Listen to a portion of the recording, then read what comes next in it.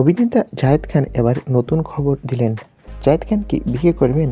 বিস্তারিত জানতে ভিডিওটি শেষ পর্যন্ত দেখুন। ঢাকাই সিনেমার সবচেয়ে আলোচনায় থাকা নায়ক হলেন জায়েদ খান।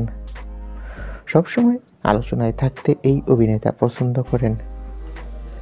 2023 সালে অভিনেতার কোনো ছবি মুক্তি পায়নি, তবে এই বছর মুক্তি পেতে চলেছে তার সোনার চর সিনেমাটি। খুব শীঘ্রই মুক্তি পাবে। 8 জানুয়ারি সেন্সর বোর্ডে ছাড়পত্রের জন্য এই সিনেমাটি জমা পড়েছে, আর সেটা প্রযোজক জাহাঙ্গীর শিকদার নিজেই নিশ্চিত করেছে। জায়েদ খান বলেন, আমি এই সিনেমার জন্য অনেক পরিশ্রম করেছি। অভিনেতা বলেন, শুধু আমি নই, সিনেমার প্রতিটি চরিত্রই ইউনিক, সবাই অনেক পরিশ্রম করেছে।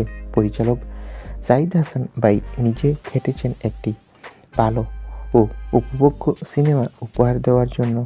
আমরাও তার নির্দেশনায় নিরলস চেষ্টা চালিয়েছি।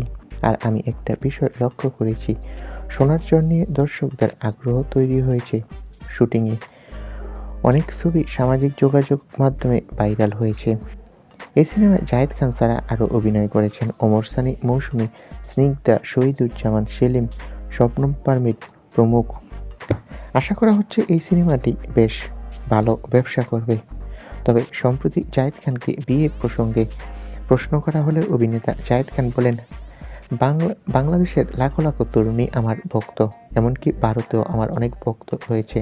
তারা আমাকে ভালোবাসে, বিয়ে করতে চায়। আমি যদি এখন একজনকে বিয়ে করি তাহলে লাখো লাখো তরুণীর মন ভেঙে যাবে, তাই আমি এখনই বিয়ে করব না। তো বন্ধুরা, অভিনেতা জায়েদ খানের এই বক্তব্যে তোমাদের কি মতামত কমেন্ট করে জানাও। ধন্যবাদ।